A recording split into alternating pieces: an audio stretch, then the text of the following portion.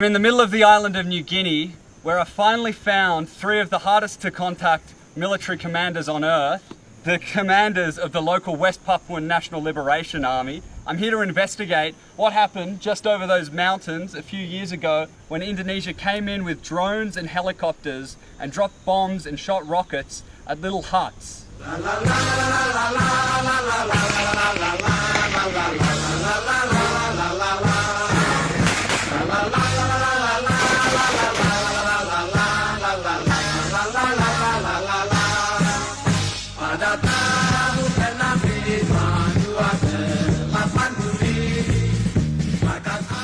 My colleague Kirsten and I are with Teriana Sato and Sebi Sambom, the Chief of the General Staff and the spokesman for the TPNPB, the West Papuan National Liberation Army, the most secretive, isolated, uncontacted guerrilla fighters on Earth. For decades, the TPN have been fending off brutal military campaigns from Indonesia, who took over the western half of New Guinea from the Dutch in the 1960s after a rigged referendum. Terry and Sebi claim they can get us into the Star Mountains of West Papua, a secret place that is in a state of secret war. One of the last areas of New Guinea to be reached by the Dutch. A region so remote the first time outsiders ventured there was 1959. Few have been since. Those who have come with guns and bombs. They come on a mission. They come to kill these men. Enli Mbidana disebut sebagai komandan operasi kelompok kriminal bersenjata Ngalum Kupel Lamek Taplo. Kelompok Lamek Taplo ini merupakan pihak yang bertanggung jawab atas insiden pembakaran sejumlah fasilitas umum dan rumah warga di Giwirok dan Okhika. The shooter was an armed criminal group led by Lamek Taplo, who often terrorized the military, police, and local residents. The government have designated armed criminal groups as terrorists who often perform massive violence. Beredar di media sosial detik-detik baku tembak antara Organisasi Papua Merdeka atau OPM dengan prajurit TNI di distrik Giwirok, Papua.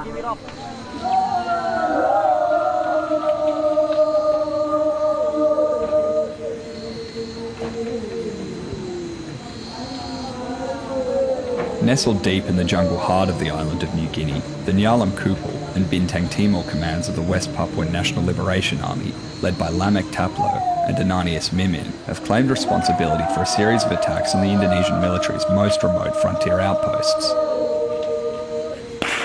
In September 2021, Lamek Taplo's group set fire to a few government buildings in the Giwirok district. Using this incident as pretense, Indonesia drastically escalated its military campaign against the people of the Star Mountains. Very little is known about what exactly happened, but there were rumours of an aerial bombardment, helicopters and possibly drones, shooting rockets and dropping bombs, forcing villagers to flee their homes and hide in jungle camps. Rumours that till this day have been denied by Indonesia and ignored by the rest of the world. In 2023, I visited the Star Mountains and interviewed witnesses to the attack, confirming important details. Yet the scale of this campaign is still truly unknown. The Indonesian military is still occupying the area. Papuans are still hiding in the jungle. But in these mountains, there is still an armed resistance, led by a man no outsider has met or interviewed. A man who, I was told, holds the key evidence. I'm still trying to understand what is happening in these mountains, and to do so, I'm trying to get where the Indonesian military can't. I'm trying to get to Lamek Taplo, one of the most wanted men in Indonesia.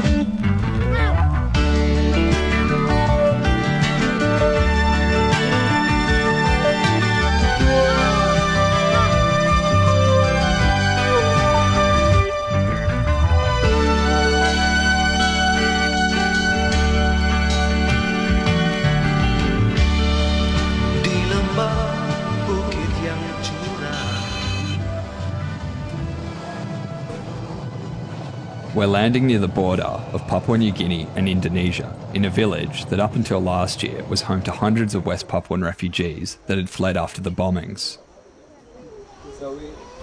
Today we're walking all the way up there and then down, then up again to the second mountain. Yeah. And that's up there is a village in the Giwirok area. Yeah, we'll see the Giwirok there. Yeah. We can see the mountains of Kiwi. Are there Indonesian military there? Yeah, it's Indonesian military is there. Where are they? Are they close to where we're going? No. No, okay. It's maybe 10 kilometers along. 10 kilometres away. And they're in Giwirok with snipers. Yeah, snipers. Since the bombings, most people have been hiding in jungle camps, as there have been multiple instances of Indonesian security forces shooting civilians who attempt to return to their villages. A delegation of TPN guerrillas led by Ananias Mimin have arrived at the airstrip to escort us on the difficult walk over mountains, through rivers and across the border to the camp where they say we will meet Lamek Taplo.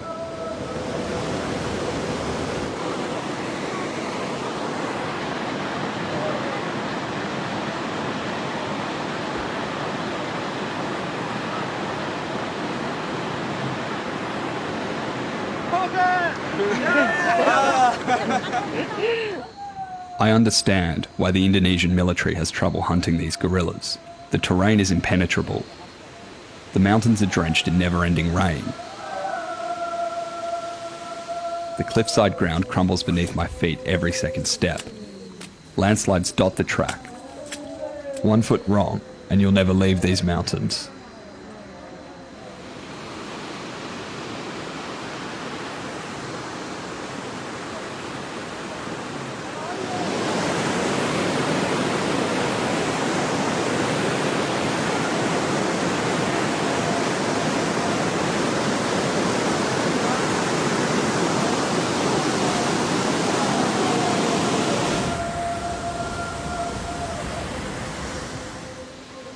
Yet the guerrillas glide through barefoot, carrying 20-kilo bags.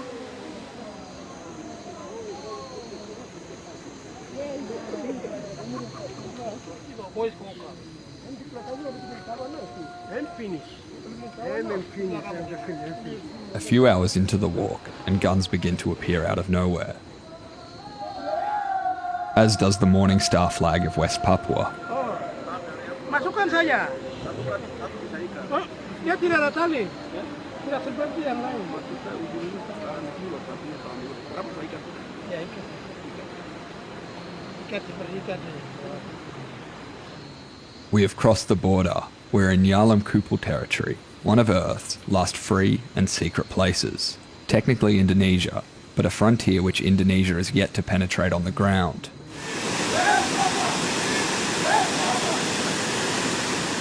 There are Indonesian military bases and snipers just a few kilometres away. It's kind of tense. Yet as dangerous as the Indonesian military is, unless it's by helicopter, rarely do they venture far from the safety of their bases, as the soldiers are more scared of who I'm with and who I'm about to meet.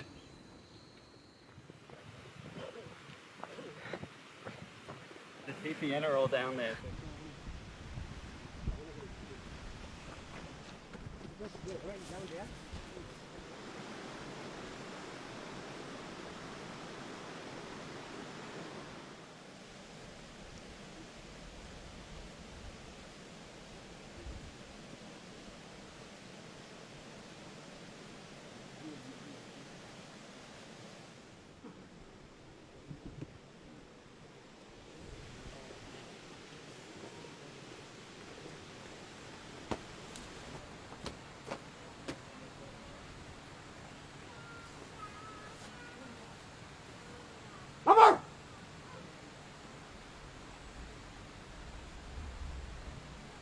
Kami, Tentara Pembebasan Nasional Papua Barat, delegasi dari Markas Pusat, bawah pimpinan Kepala Staf Umum, bersama juru bicara TPNPB, bersama 3 jurnalis Australia telah tiba di wilayah Pengunungan Bintang. 3 Panglima Daerah Pertahanan telah tiba dalam keadaan aman dan terkendali. Laporan selesai. Siap, diterima. Siap, laksanakan. Siap, laksanakan.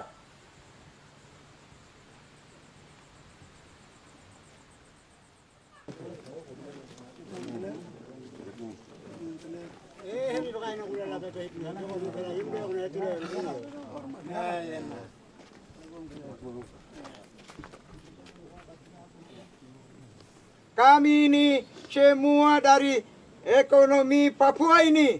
Tuhan berkati. Lamek Taplo, Ina Sawamabin and Ananias Mimin, 3 TPN commanders, 3 key witnesses to the Giwirok bombings, each leaders of their own Defence Area Command, or as they call them, CODAPs. Tuhan berkuasa melindungi dan semua.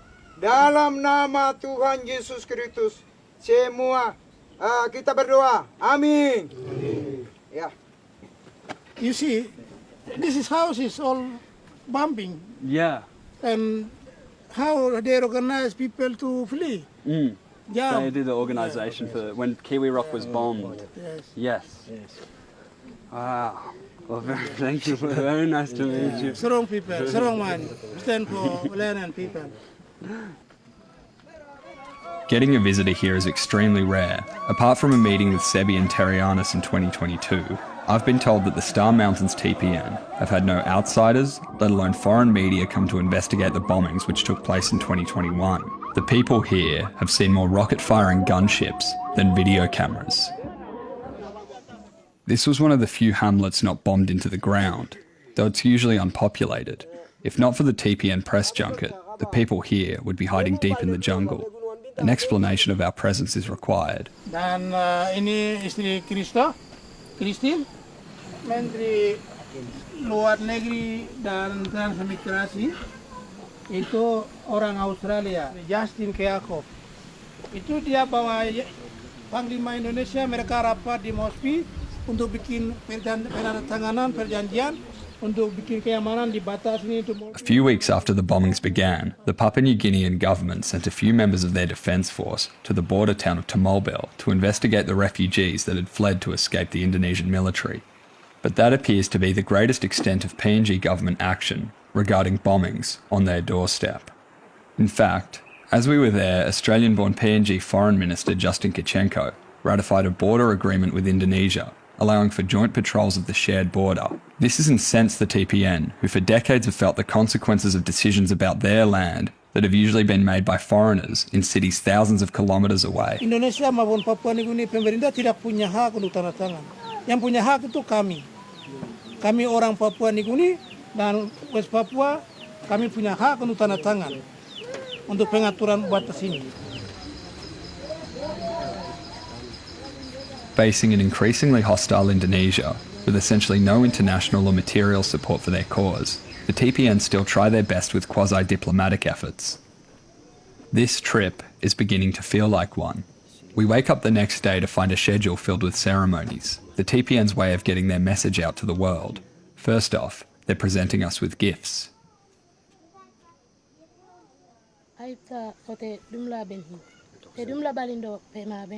So, what did she say about the bombs? He said, these bombs, they throw my house. I went out from the jungle. I stayed in the jungle and I came to here.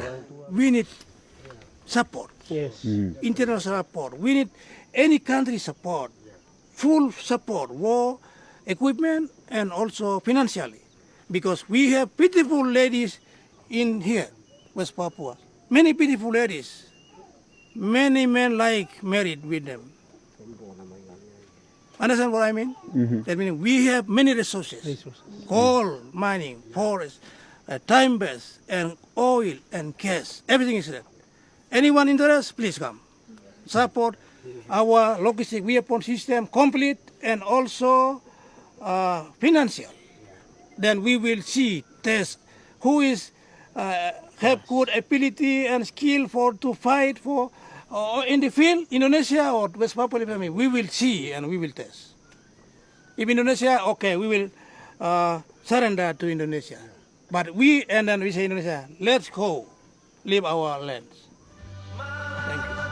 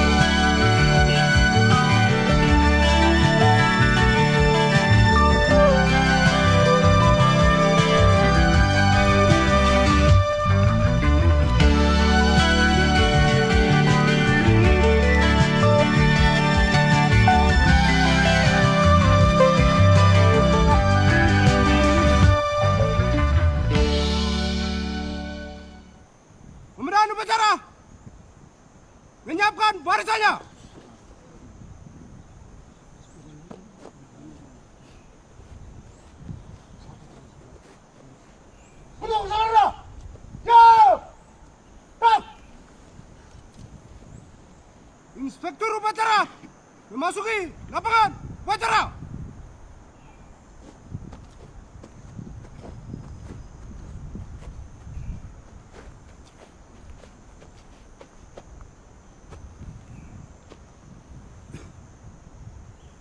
Penghormatan kepada Inspektur upacara. Hormat! Gerak! Bombardir di Giwirok. Saya mewakili kedua kodap. Saya sebagai kodap induk sampaikan bahwa beberapa bom yang kas turun di pemukiman warga di Giwirok. 3 kodap. Kekuatan dari kami manusia saja tidak mungkin seperti ini. Tetapi karena Tuhan. Tanpa pengobratan, Umar, dan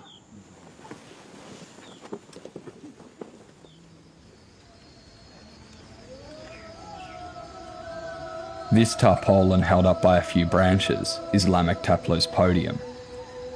He just announced that it is where he'll be holding his first and likely only ever press conference, a press conference only attended by Paradise Broadcasting.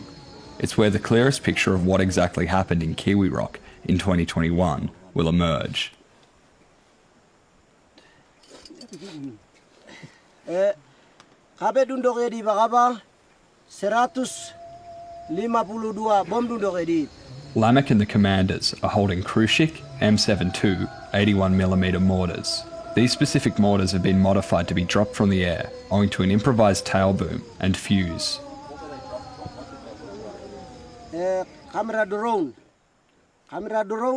non heli yambul te giga uma puo me kamera drone tindi stombol ne di tindi stombol hei bamta pu abe na kaba kampong pu abe na kaba kamera drone ta na kaba kabe kaba ba ko te kada ne de uma by remote transfer. When I first spoke to witnesses about the bombings a year ago, they all reported that these mortars were dropped by drones that looked like small helicopters. This was such a bizarre claim and a surreal image, Indonesia using drones to drop bombs on tribal communities, that I had serious doubts, and there were no reports of drones that had reached the outside world. I got the witnesses to draw pictures from memory of the alleged drones. After some digging, and to my great shock, I discovered that just a few months before the bombings, photos emerged online showing an officer from Indonesia's paramilitary police wing, Brimob, standing next to a drone carrying mortars in Papua, completely consistent with the drawings and description of a small helicopter. This drone is a Blowfish A3, a UAV manufactured by the Xi'an company in China. This model boasts a swarm function, where up to 10 drones utilise artificial intelligence to take off and swarm a target in unison, completing the attack with full autonomy. Tentu saja, drone ini sangat membantu dalam misi yang diemban oleh TNI maupun Brimob untuk mengamankan daerah dan memburu OPM di Papua. Can I show you this picture? I presented the delegation with a photo of this model. Do you recognize that? Have you seen that before? Kamera drone. See, so we've got a positive ID on the Blowfish AI drone. That's the one? Yeah. So that's Brimob. Yeah. And they look like, is that what they look like? Yeah? Everyone see?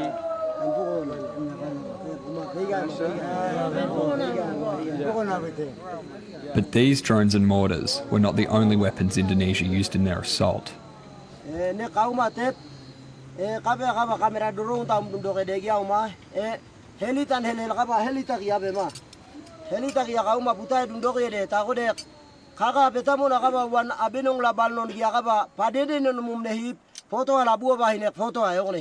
I've seen shrapnel like this before. I was presented with a whole bag of it by other witnesses on my last trip to the border. It's from Thales FZ-68 rockets. These rockets are designed by the Belgian wing of French multinational defence contractor, Thales.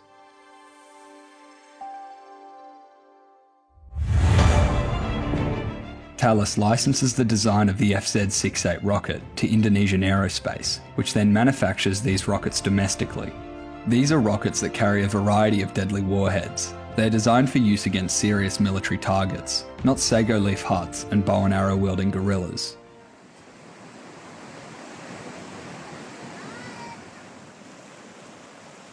But there's even more. The TPN walked for days, carrying bags of shrapnel, spent munitions and multiple unexploded mortars, across rivers and through mountains, to bring here to show the world. Undeniable evidence of an attack, a deliberate and systematic attempt by Indonesia to depopulate the Star Mountains. A bombing campaign, still denied and ignored by the outside world, that was even larger and more deliberate than what even I had speculated.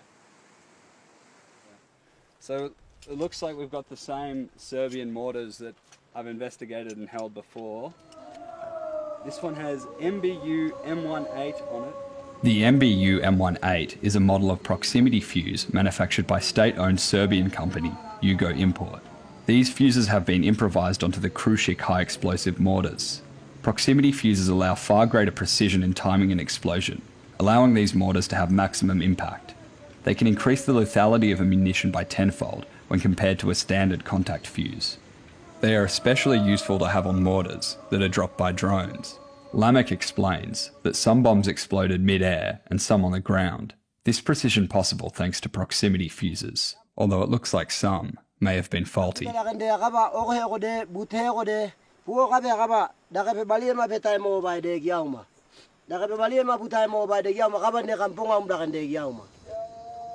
coming down many, but some has destroying up in the middle of the space, and this one's coming down on the ground.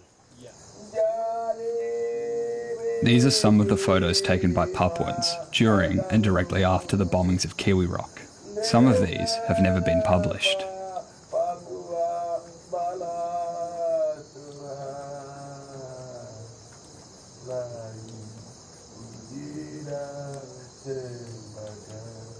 The most mysterious pieces of evidence I'm presented last. Some dodgy plastic tail fins and a 40mm grenade cartridge. But then we've got this really cheap plastic tail that might have been screwed onto a mortar that I'm not sure what it's for. Indonesia seems to be using a whole lot more than just what we originally thought on Giwirok. Tom, could you ask? Oh,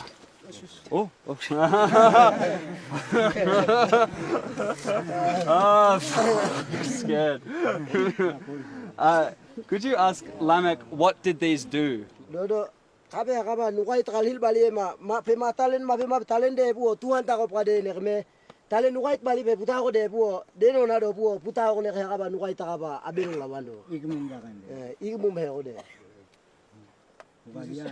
Come to the patient, but he's disappeared. Yeah. That's why we're running away. So they don't kill anybody, Yeah. but they hit you in the chest. And he said maybe God is blessing, maybe guiding us, so we.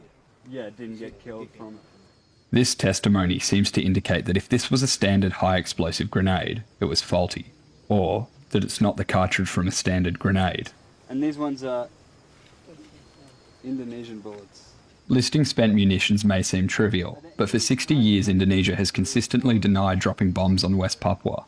Claims of Indonesian bombings in West Papua have often been treated by governments and media as little more than conspiracy theories advanced by ideologically driven activists. Lots and lots of tails and weapons. These are wings from the FZ-68, FTA-81. These are the model of wings. This is, yeah, more of the FZ rocket. That looks like the Talus rocket. Yet, here are the remnants of enough munitions to have killed hundreds of people, and this is just one sample from one attack. This one looks like, these are the makeshift, yeah, they've all the mortars have the same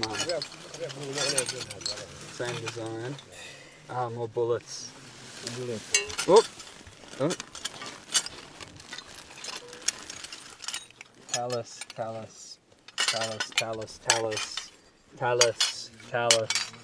Krušik, Talus. So you can imagine what this would be like coming at you at, I don't know, hundreds of kilometers an hour, cutting through you. Talus doesn't have a problem selling these weapons to use in the middle of an island, in the most remote, uncontacted area of an island that really like had its first contact with the West, or the West, I don't know what the word is, 50 years ago, and they're using these. Is it what is Indonesia defending? They're not defending anything. And what is Talus? I don't know, I'm lost for words. It's pretty, I've seen it before, but there's just so much of it this time. This is just a fraction of it. I saw a big bag in Tamulba that had different parts. I took some of it back before. There's more bullets. Yeah, well, not to mention the bullets. So just in this village, this is stuff I haven't seen before. The bags in the previous video that I looked at in Tamulba across the border were completely different. These are mortars I haven't seen before. So just in this village, just what the local TPN could carry, we've got 1, 2, 3, 4, 5, 6, 7, 8, 9 mortars. We've probably got more because I've just put this pile here, but this is quite a few Talus rockets. Talus, come on, own up to it. There's like plenty of markings already. Like there's a ridiculous amount of evidence. And then we've got this, which looks like a toy. These ones came from helicopter. Helicopter? Drones? Yeah. Oh, helicopter? Helicopter? Drone? Yeah, drone. This one came from helicopter. Helicopter. What was on this one? This one is this one is really a long one is coming down. Longer, like it looks like that, but this bigger. one, but a long one. Longer than that one. That's really interesting that they used a plastic testing stuff, I guess.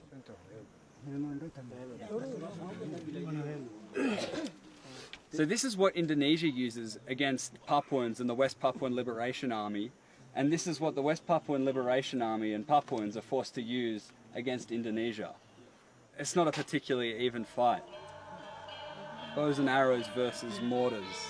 Documents released under Freedom of Information requests from Paradise Broadcasting show that a few days after the bombings began, on the 25th and 26th of October 2021, the Australian Embassy in Jakarta made calls to the Indonesian government to inquire, quote, about the reported claims of TNI firing mortars from helicopters in the Papua Highlands. On the 27th of October 2021, the Australian Embassy in Jakarta sent a cable to the Department of Foreign Affairs in Canberra. This cable shows the Indonesian government denied any bombing of Giwirok to the Australian government, with bureaucrats from Australia's Department of Defence, Home Affairs and Foreign Affairs appearing to accept those denials. Quote, the Indonesian government has refuted media reports that security forces attacked villages in Papua using mortar rounds fired from helicopters. However, security forces have acknowledged there was law enforcement activity in the region at the time. Indonesian security forces have denied any bombardment. Papua Regional Police spokesperson, Chief Commander Ahmad Mustafa Kamal, said on 24 October that security forces had been conducting law enforcement and outreach activities in Giwirok, but that those activities had clear rules of engagement. Commander of the local army command, redacted, said none of his soldiers were involved in the bombardments or arson against civilian houses. He claimed that armed criminal groups, KKB, TPNPB, had carried out attacks in Giwirok and the neighbouring Okhika district since mid-September, including attacks which had killed a health worker. Redacted further claimed that the photos which supposedly captured the arson were deliberately circulated by the KKB. Redacted, on 26 October, that Giwirok was now safe and secure. In a comment on the bombing accusations levelled at Indonesia, the cable from the Australian Embassy in Jakarta demonstrates the remarkably quick willingness of these bureaucrats to default to accepting Indonesia's assurances, even when those assurances are contradicted by photographic evidence.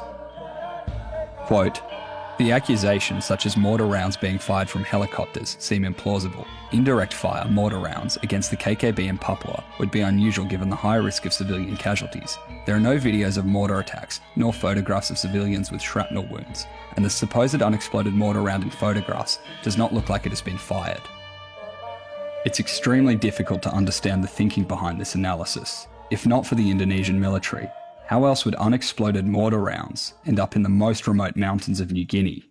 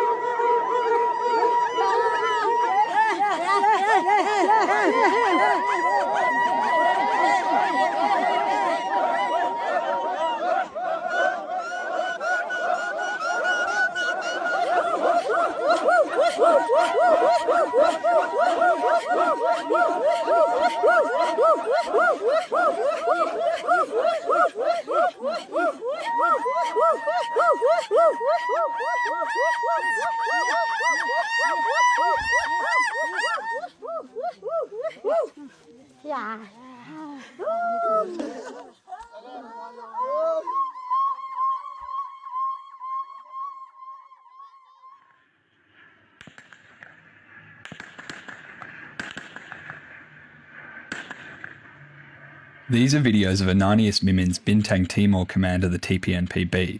They were taken in the years since the Kiwi Rock bombings. Ananias boasts of being the best armed guerrilla in these mountains, due to the crash of an Indonesian military helicopter in 2019. All 12 military personnel on board died. The wreck was in such a remote place, on top of Mount Aplim, it took Indonesia 8 months to locate it, and that was only by air. Senjata dengan peluru kamu kandung itu dapat di mana? Di tempat ini sudah. Itu kan dari alam Tuhan langsung kasih begitu, langsung taruh di situ baru kita begitu ceritanya. Saya belumnya itu bilang saya sendiri tidak pernah lihat body senjata, terus Tidak tahu cara pegang peluru senjata juga tidak pernah lihat.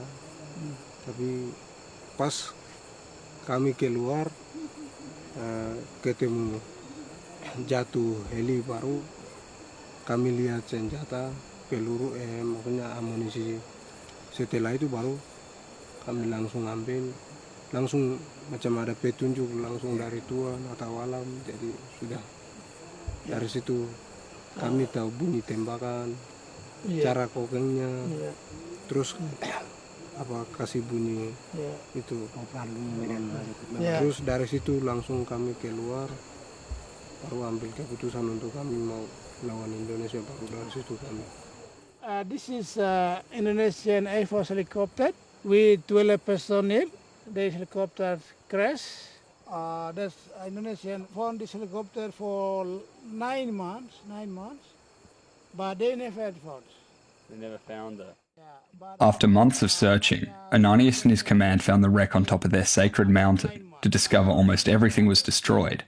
Everything except 6 FN rifles, 3 Browning high-power pistols, a trove of bullets, and a bandolier. 6 guns and 3 pistols. So Indonesian asked for TPNPB, please return this gun. But we said this already became to property belong to TPNPB. So welcome, we'll kill you, use this one gun. And how come the helicopter fell out of the sky? They believe that their ancestors, spirit of ancestors work for support them, for keep them calm. Because you see this is helicopters already does, but how? It's impossible, his gun is there. So like the whole helicopter is dust, but the guns are left. Gun is left. So you think magic? Magic, yeah. I mean like that. And they believe their ancestors put all these things, they save all these things for them. Yeah. And then this gun, another family not use. It only works for Mimin. Yeah. So when others try to use the gun, it doesn't work. Yeah. Nature already make promise with those boys. Yeah. So another can hold this gun, it's not work. I think modern people, you will not believe, but this is reality. And we believe, because we are still under our custom, and we believe our ancestor history, our mountain, that is our power. This newfound firepower inspired a new strategy for the Bintang Timor Command, a strategy designed to maximise the impact of their bullets, a scarce commodity for the TPN. Shooting sparingly and deliberately at any aircraft that attempts to land anywhere near their territory. For a while, this had the effect of forcing some airlines to temporarily suspend flights into the regional capital of Oksibil. But there's a deeper reason this strategy was adopted.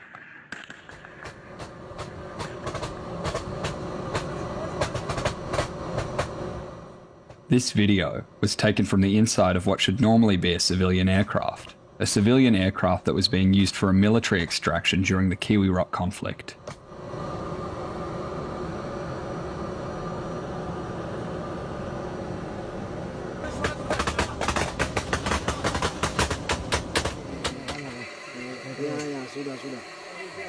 Yeah. Sources have identified this aircraft as belonging to Smart Aviation, a Jakarta-based charter airline company that has garnered a reputation in Papua for transporting military personnel.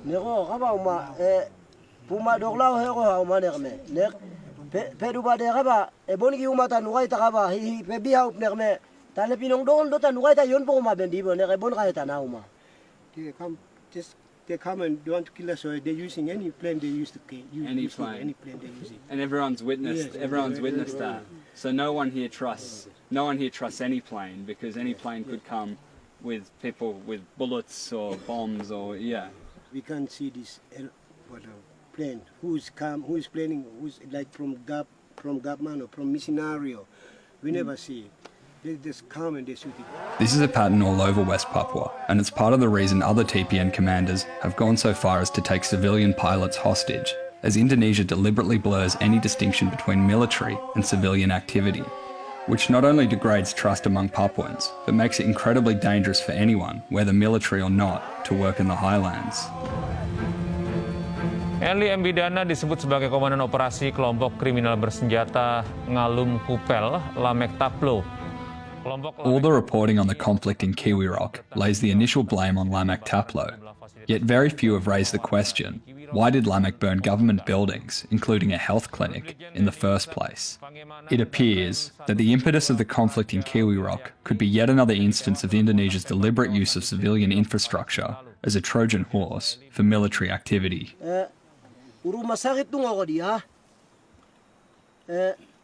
Indonesia be agaba tale kaga be ahele mon kayo ma. Kaga yen pukulon kayo nerme.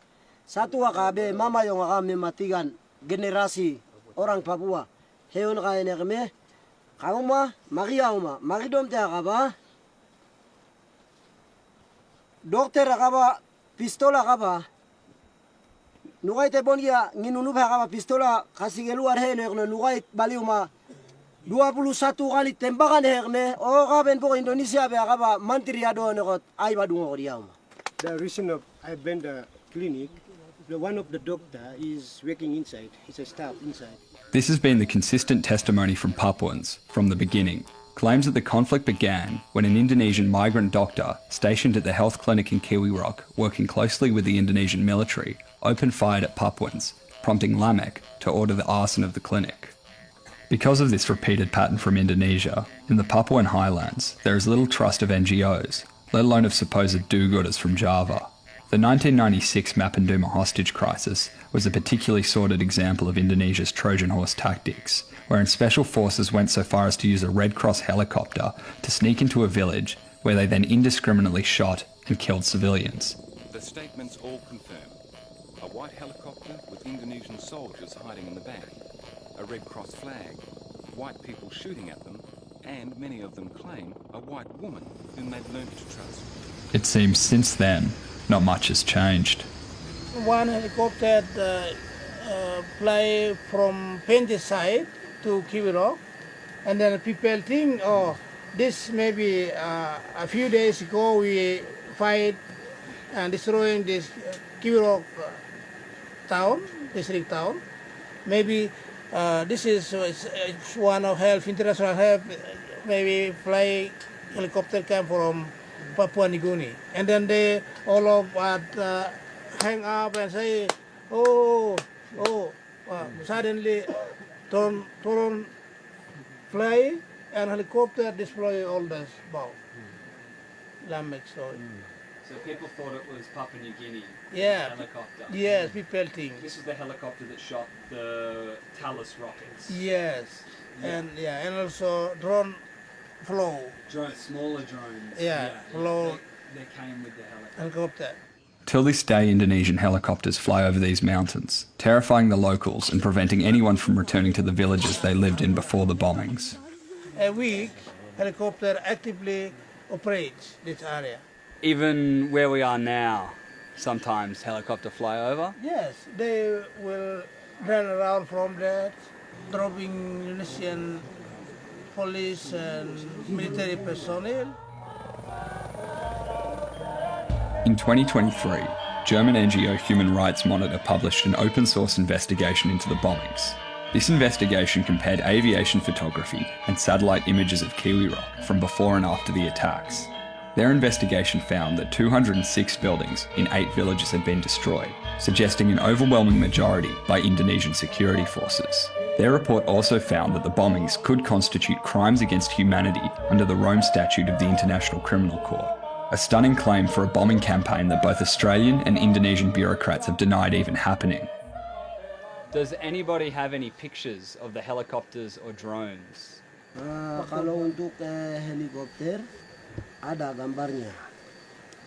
Kalau untuk kamera drone punya ini tiba-tiba, jadi susah untuk kita ambil gambar karena situasi kondisi yang ada di situ itu sangat sulit karena tiba-tiba rakyat ini tidak tahu barang-barang begini, jadi rakyat itu daya lagi tidak ada, hilang, akal pun tidak ada, pikiran pun tidak ada, jadi sudah. We have photo helicopter only. You've got a photo of the helicopter? Yeah, Lamek say. Can I see the picture? Aksi telepon. Very interesting. Ini sudah saya punya bukti. Bukti pengorbanan. This is my evidence.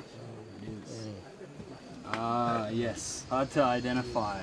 Very small, but that looks like a helicopter.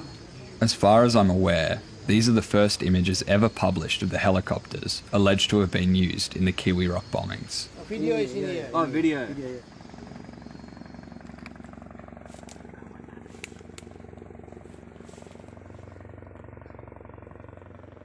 This video, dated the 28th of September 2021, shows the TPN shooting at what appears to be a Bell 412 helicopter, the model used by Indonesian security forces to conduct evacuations during the Giwirok conflict.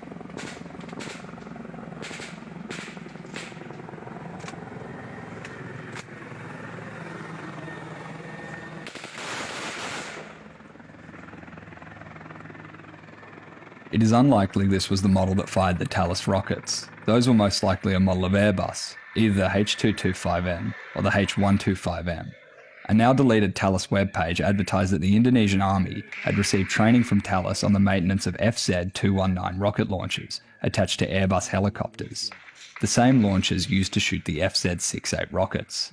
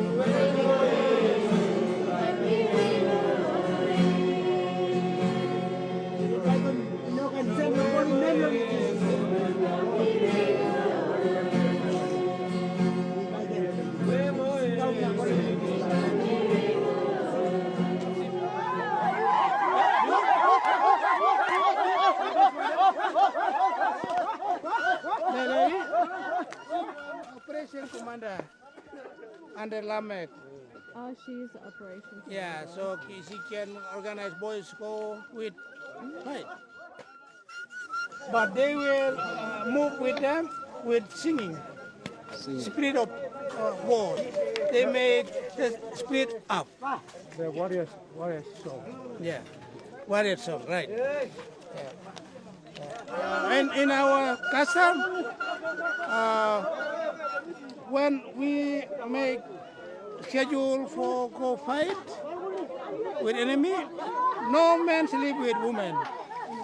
Yeah. We leave women sleep separate. All men go fight. If sleep with women and go fight, bullet come catch. Even stand back of all the soldiers, but bullet will find him. And if women sleep up there and men not sleep down.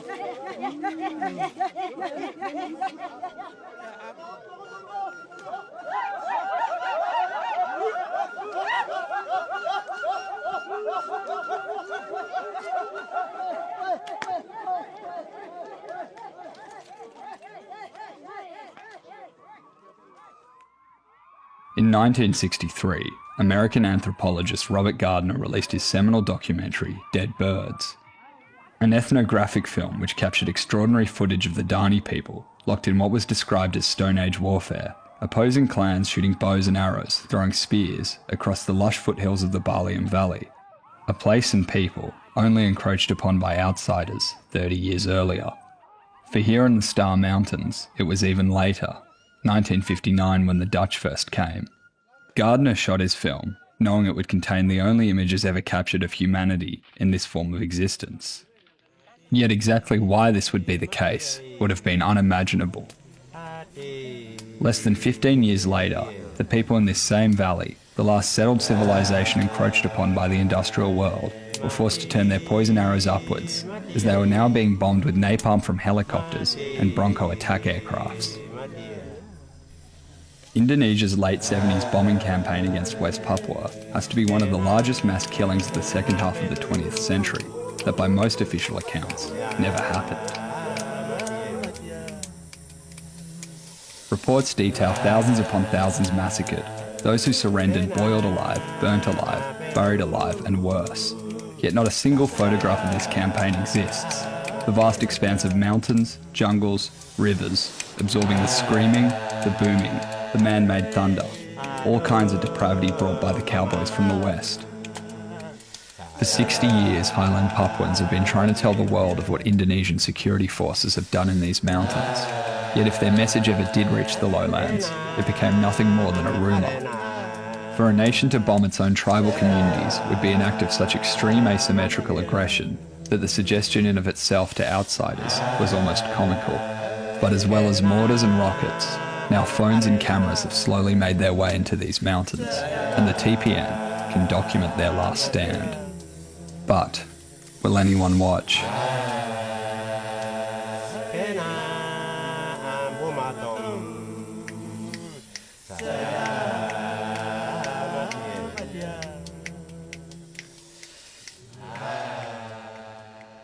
On my last night with Lamek, I'm given folders full of photographs of corpses and graves, people alleged to have died as a result of the bombing and its aftermath.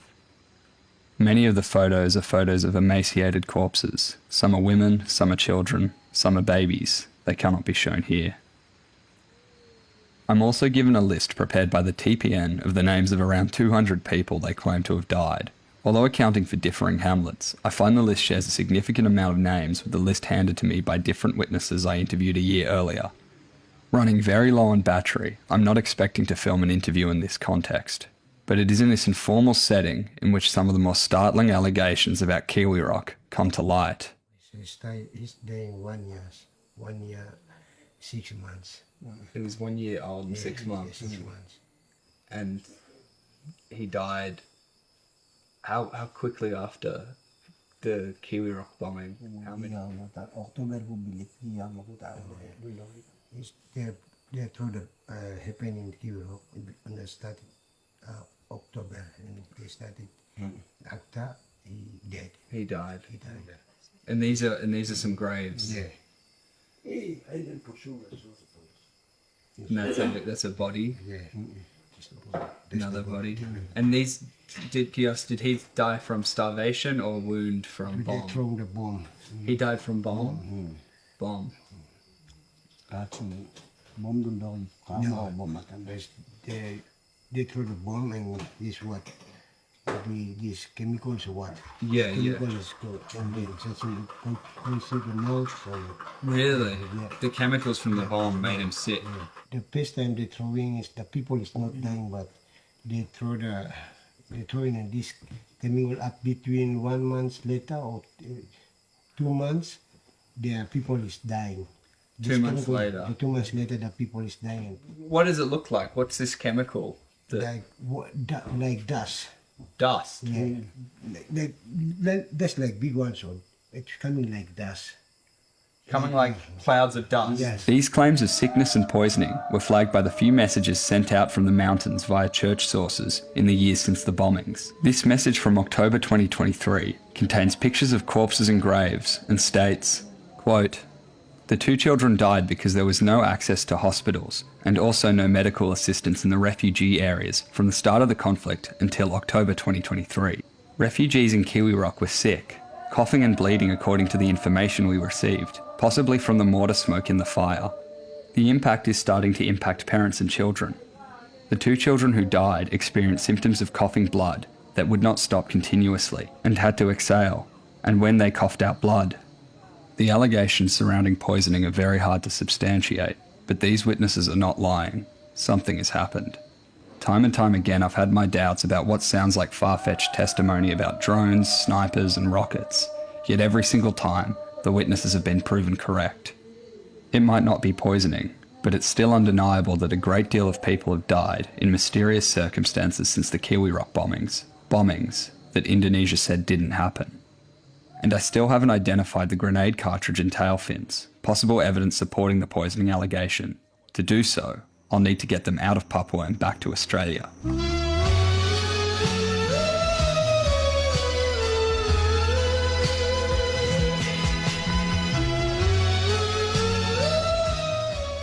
Landing back in the outside world, we are immediately greeted by the Papua New Guinea police force, who after some negotiating say they just want to drive us from the missionary plane terminal to the main commercial airport. The only issue is, those buildings are 20 metres apart. After loading us up into the back of the open-air police truck under obviously false pretences, we speed down towards the town's main police station, where we are questioned and our bags containing a bunch of evidence from the bombing searched. I don't know how this happened, but the police somehow didn't find the grenade cartridge and rocket shrapnel in our bags, so after more negotiating, they agree to let Kirsten and I go. They drive us back to the airport. We then fly to Moresby, but are again detained and questioned by immigration, being released just in time to make our flight. Since returning to Australia, I've shown the plastic tail fins to multiple weapons experts, and speculation has ranged from them being the stabilising fins of an improvised chemical bomb, or the fins from a high explosive incendiary. So far, I've found nothing conclusive, but the use of phosphorus seems quite possible. In 2018, journalists Mark Davis and John Martinkus reported that security forces potentially deployed white phosphorus in Nduga to forceful denials from Indonesia. The 40mm grenade cartridge from Giwirok is very similar in appearance to some of the cartridges that accompanied those reports. It is also identical to certain 40mm Pindad high explosive grenades. I got some limited chemical testing of the munitions done, looking for phosphorus in particular. It was a long shot as phosphorus disappears into the environment very quickly, and these munitions have been left in the Rainy Star Mountains since their use 3 years ago.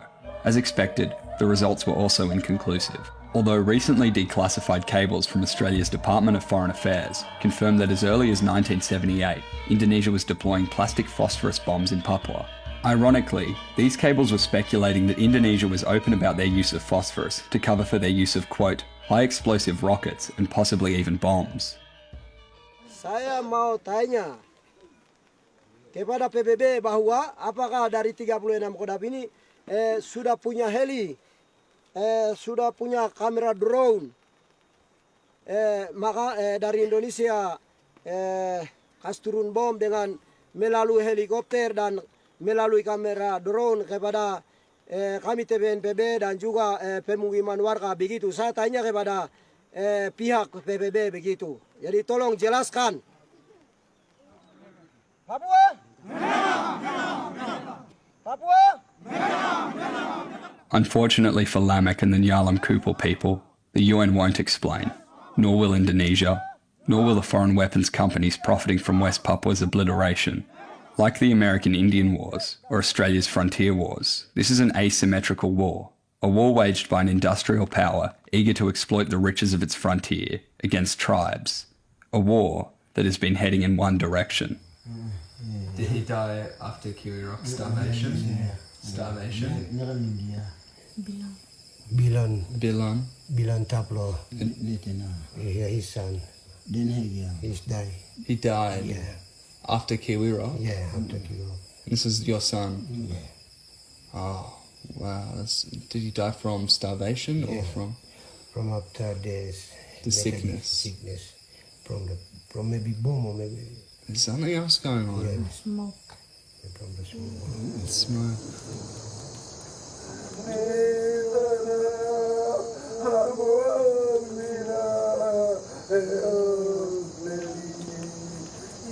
If the children in Giwirok survive the artificial famine, if they survive whatever illness the bombings induced, they will be trained on bows and arrows. The fiercest of them will soon graduate to assault rifles. They will make their last stand against history. Maybe they will take a hostage. Maybe they'll burn some buildings. Maybe they'll shoot some aircraft from the sky. Maybe their ancestors will pull the aircraft down for them. Or maybe they will die, because an algorithm, loaded into a drone from China, sent to the mountains by Jakarta, determined that they were the wrong speck in the grass.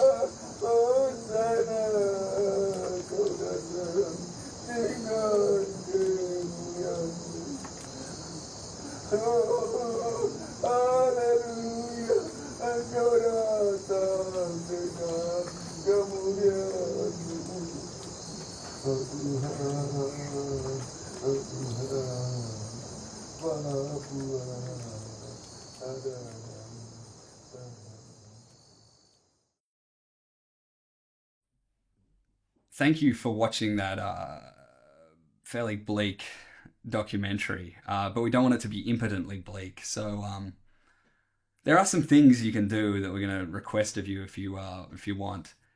First off, we've partnered kind of up with PNG Trust. They helped us do this documentary in the first place. They're an NGO based in Papua New Guinea, and they're planning on hopefully getting some supplies into the Star Mountains, like food, rice, communications equipment, some literacy training and medical assistance, just so people can better document what's happening to them, and also just eat, because you probably saw in the documentary the kids there, they've got bloated bellies, which is a sign of protein malnutrition. So we've linked that that fundraiser in the description. So if you want to help out, that'd be hopefully we can do something and raise some money and bring some supplies in. Other things you can do is stay abreast of the situation, subscribe to Paradise Broadcasting. We're seem to be the only outlet that really does this story. We've got a national broadcaster that's more interested in spending millions a year producing slop investigative journalism. And then there's other things you can do to support West Papua.